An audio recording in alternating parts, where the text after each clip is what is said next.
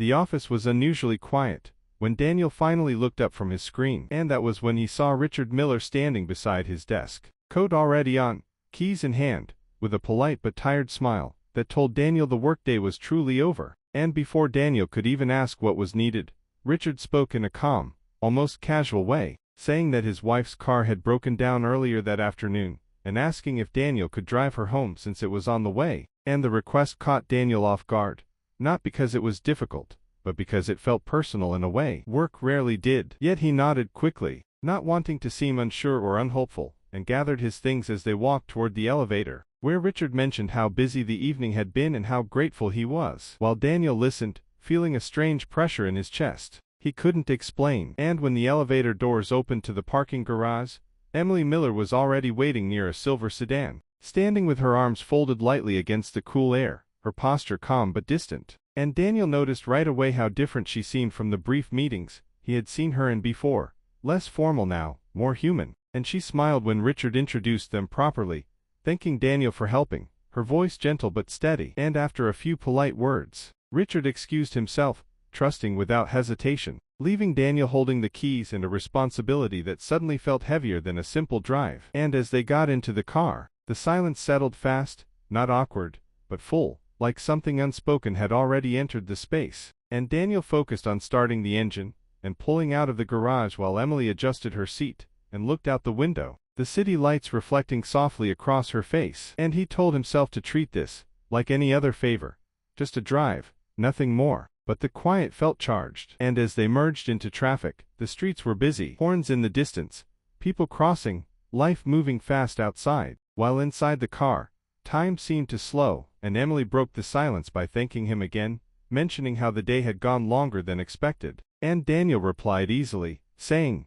"Late nights were normal lately." And without planning it, the conversation moved quickly, skipping small talk and landing on shared frustration about long hours, missed dinners, and how work sometimes filled every corner of life without asking permission. And Daniel was surprised at how easily words came, how natural it felt to speak honestly without trying to impress or protect an image. And Emily listened closely, nodding, adding her own thoughts, saying she often felt like her days were planned for her before she even woke up. And that sentence stayed with him, because he understood it too well. And as traffic slowed near a red light, Daniel glanced over and caught her looking at him, not curious, not judging, just present. And the moment passed quickly, but left behind a quiet tension, not uncomfortable, just real. And the light turned green, and the city continued to move while Daniel drove, aware of every sound, the soft hum of the engine, the distant sirens, the rhythm of the road. And he realized he hadn't felt this alert in a long time, not nervous exactly, but awake. And Emily spoke again, asking how long he had worked for Richard. And Daniel answered simply, explaining his role, his hopes to move forward someday. And she smiled at that, saying ambition was a good thing, but wondering aloud if it ever came at the cost of happiness. And Daniel didn't answer right away because the question felt larger than the moment, larger than the drive. And instead, he focused on the road, feeling the weight of it settle in his chest, and the car moved through familiar streets. Yet, everything felt slightly off, as if something ordinary had shifted without warning. And Daniel knew even then before the ride was over that agreeing to this favor had placed him on a path he hadn't expected. And as they turned onto the main road leading out of downtown, the night stretching ahead of them, the silence returned, not empty this time, but filled with questions neither of them were ready to ask. And the drive continued smooth and steady, carrying more than just two people toward a destination neither fully understood yet. The city opened up as Daniel drove away from downtown, the traffic thinning while the street lights stretched into long lines of gold across the windshield. And without planning to, he turned the radio low, leaving space for conversation that felt easier now than it had minutes earlier. And Emily leaned back in her seat, exhaling as if she had been holding her breath all day, saying the quiet felt nice after so much noise. And Daniel agreed, telling her he often took the long way home just to clear his head. And that simple confession seemed to invite more honesty between them, because Emily smiled and admitted she sometimes stayed in the car after reaching her driveway just to delay going inside. And Danielle understood immediately. And as they passed a row of closed shops and empty cafes, the world outside felt distant, giving them room to talk without interruption. And Emily asked about Daniel's life beyond the office, not in a formal way, but with real interest. And he told her about growing up in a small town, moving to the city with more hope than plans, and learning quickly that adulthood arrived faster than expected. And she listened closely, asking questions,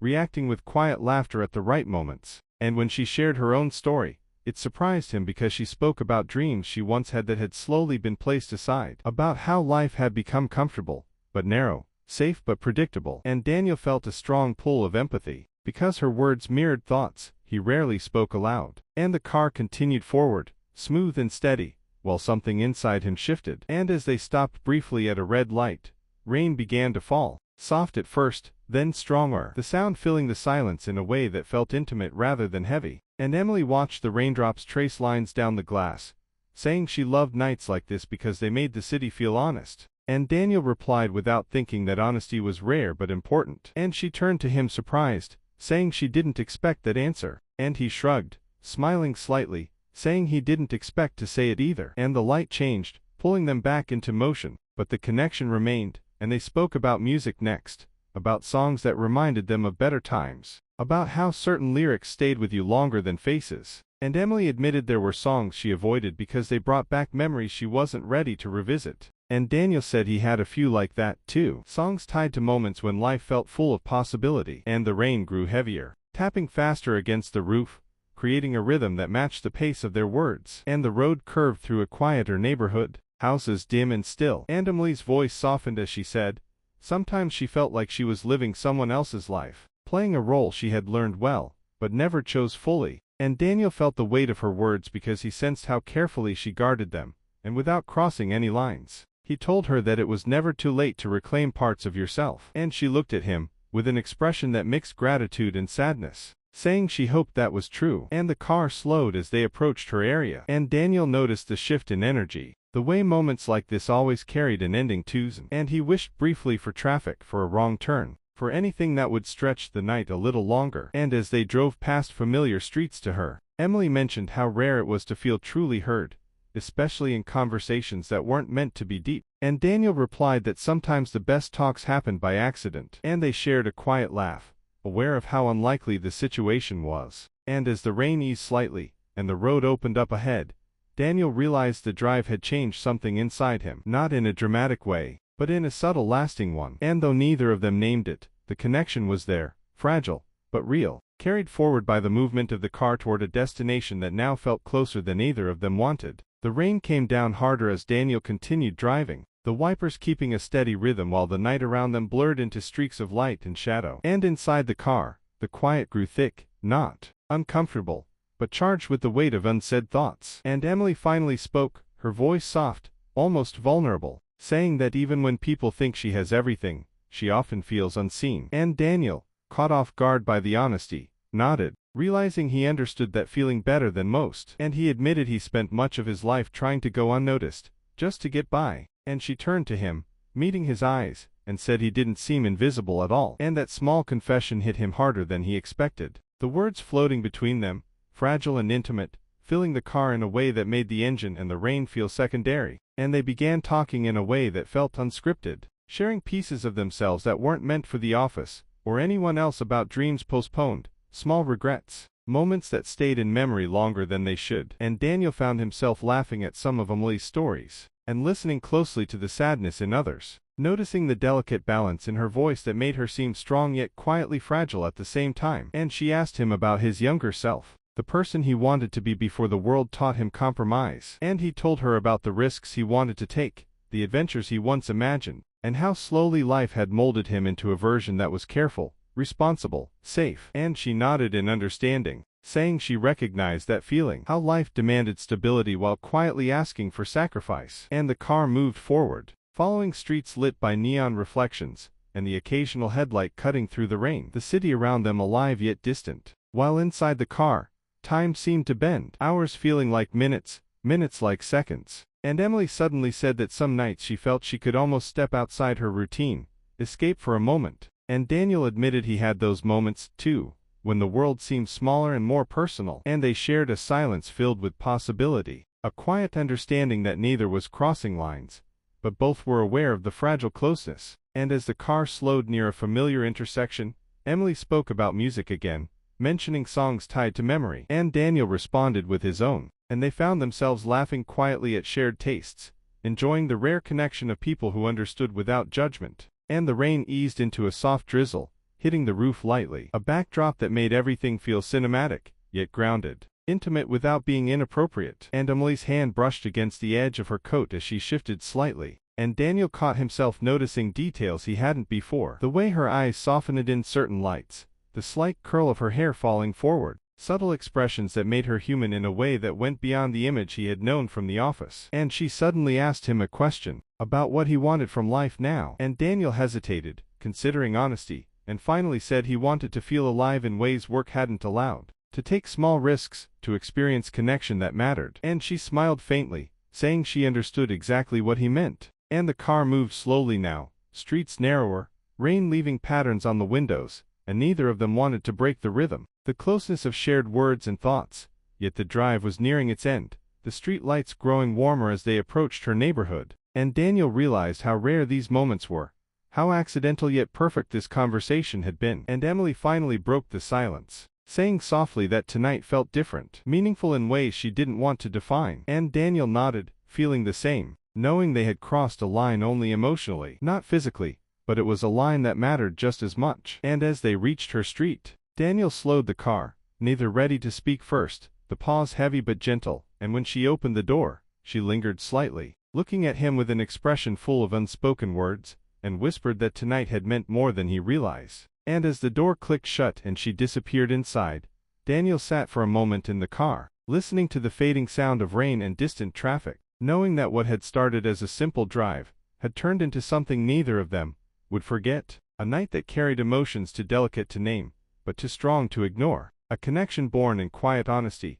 that left him both awake and unsettled, feeling the weight of what had been shared, and the possibility of what it might mean in the days to come. The next morning, Daniel arrived at the office earlier than usual, the city still quiet with only the hum of traffic outside, and he carried a weight on his shoulders that made the familiar office feel different, heavier, as if the previous night's drive had shifted something in him he couldn't yet name. And when Richard greeted him warmly, oblivious to the tension he left behind, Daniel forced a smile and replied politely, feeling the contrast between the casual conversation and the storm of thoughts in his mind. And as he walked toward his desk, he remembered Emily's words, her soft voice, the honesty in her eyes. And he wondered if she was thinking about the ride, too, about the quiet confessions, the shared laughter, and the rain-slick streets that had made everything feel more intense, more alive. And though the office was filled with people moving about, typing, making calls, Daniel felt disconnected, each movement mechanical, rehearsed while his mind replayed fragments of the night. Her expressions, the subtle warmth in her voice, the way their conversation had skirted around boundaries yet stayed intimate. And he noticed how small moments lingered, how a laugh or a pause carried more meaning than it should, making him realize that ordinary life now felt less ordinary, charged with possibility. And he found himself glancing at his inbox, half hoping for a note, a message, anything that could bridge the gap between the office and the car. And when the email arrived from Emily, Daniel's heart skipped, a mixture of excitement and caution, because the subject line simply read, "Thank you," but the words inside were carefully chosen, kind and polite, yet layered with emotion, subtle enough to remain safe, but clear enough to let him know the ride had meant something to her too. And he reread it, savoring the phrasing, the gentle way she acknowledged him. And he realized that what had happened in the car was more than a simple drive home. It was a moment suspended in time, shared between two people who had found understanding without expectation. And as he leaned back in his chair, he thought about the responsibility and boundaries that now defined their relationship, knowing he had to navigate feelings that were both real and complicated, that he could not act impulsively, but could not ignore either. And while the office carried on around him, he felt a quiet distance, a sense that part of him remained in the car in the rain, in the conversation that had felt like an awakening. And he wondered if Emily remembered every detail as vividly as he did, if she too felt the same pull of something unspoken, something tender that neither could fully claim yet both recognize. And as he watched the clock, the hours stretching, he imagined her going about her morning thinking of ordinary tasks, while he carried the extraordinary weight of connection, the fleeting intensity of that night. And he realized that sometimes life's smallest actions, a simple favor, a ride home, could leave the deepest impressions, altering perception, reshaping emotions, creating a tension that was both thrilling and painful. And he knew he had to proceed carefully, to respect boundaries, to honor the trust placed in him, while also acknowledging the way he had been seen in a way he rarely experienced, a feeling that was both intimate and fleeting, delicate yet unforgettable. And as the day continued,